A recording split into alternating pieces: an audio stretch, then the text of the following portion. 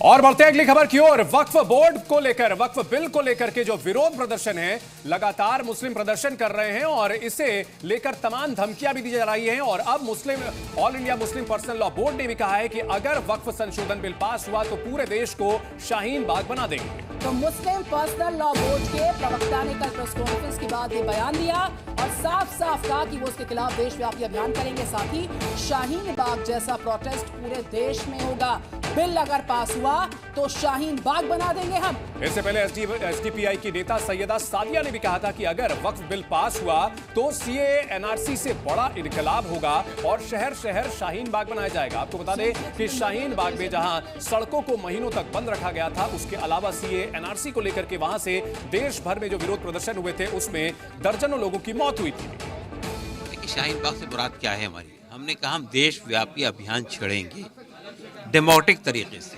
लोकतांत्रिक तरीके से, पीसफुल तरीके से। ये अधिकार तो हमारा है ना, कॉन्स्टिट्यूशन ने दिया है हमको अधिकार। तो हमें ये कहना है कि हम जब तक के ये डिस्प्यूटेड कानून वापस नहीं हो जाता उस वक्त तक के हमारी जद्दोजहद जारी रहेगी। जितने लोग इस देश के अंदर भाईचारा चाहते हैं उन सबको इस बिल के खिलाफ खड़ा होना चाहिए और इस बिल को पारित नहीं होना चाहिए। अगर पारित हो गया तो हम देशव्यापी अभियान छेड़ेंगे। जिस तरह हमारे देश के किसानों ने 1 साल तक धरना देकर दिल्ली के बॉर्डर पे वो फार्म लॉज वापस करवाए थे, इसी तरह जब तक ये अगर पारित हो जाता है तो जब तक ये वापस नहीं होता उस वक्त तक की हमारी जद्दोजहद जारी रहेगी। तो वक्फ बिल पास तो शाहीन बाग बना देंगे। सरकार वक्फ बिल वापस ले, लगातार ये आवाजें उठी और धमकी भी सामने आई। देश को शाहीन बाग बनाने की धमकी देने के बाद अब इसे लेकर कई तरह के रिएक्शन सामने आ रहे हैं। दिल्ली में बीजेपी के विधायक रविंद्र नेगी ने कहा कि किसी की हिम्मत नहीं है कि देश में शाहीन बाग बना दे। ये लोग ये दंगे की प्रवृत्ति के लोग हैं। ये दंगा ही चाहते हैं देश में।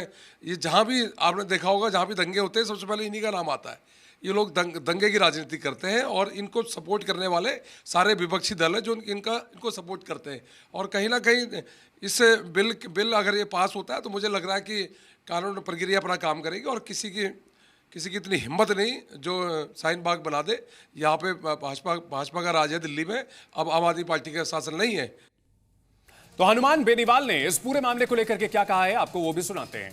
जेपीसी के अंदर आपको पता है कि सत्ता पक्ष का ही बहुमत होता है, तो जेपीसी तो नाम मात्र की बातें होती है, करना तो वही होता है जो सरकार चाहती है। इस तरह की धमकी की मुझे जानकारी नहीं है। वैसे धमकी लोकतंत्र के अंदर नहीं देना चाहिए। लोकतंत्र के अंदर सड़कों पे आप संघर्ष कर सकते हो, विरोध कर सकते हो, धमकी तो उचित नहीं लोकतंत्र के अंदर। लेकिन इस बिल का हमने भी विरोध किया था, हमारी पार्टी आरएलपी ने भी इंडिया अलायंस के साथ इसका विरोध किया था। अगली बड़ी खबर, देश के अलग अलग हिस्सों में वक्फ बिल के विरोध में प्रदर्शन काफी तेज हो गए हैं। वहीं से आज लेकर all India Muslim personal law board press conference भी करने वाला है। यह प्रेस कॉन्फ्रेंस आज दोपहर 3 बजे होने वाली है। इससे पहले Muslim personal law board Jantar Mantar पर धरने की तैयारी कर चुका है। जंतर मंतर पर 13 मार्च से बड़ा प्रदर्शन होना है। तो दोपहर 3 बजे का समय निर्धारित किया all India Muslim personal law board में। वहां पर धरने की पूरी तैयारी। इस बीच 13 मार्च से ये जंतर मंतर पर प्रदर्शन का बड़ा ऐलान किया गया और आज इसको लेकर एक प्रेस वार्ता भी की जाएगी इनकी तरफ से। इससे पहले कल पटना में भी विरोध प्रदर्शन किया गया, जहां यह तक कहा गया कि इस बिल के विरोध में जान भी दे सकते हैं, जान ले भी सकते हैं। और इससे पहले भोपाल से भी हमने आपको ऐसे वीडियोस दिखाए थे जिसमें लोग सिर कटाने की बात करते हुए नजर आए थे। तो पटना के लोगों ने अब क्या कहा है इस पूरे मामले को लेकर के आपको सुनाते हैं। ठीक है जी।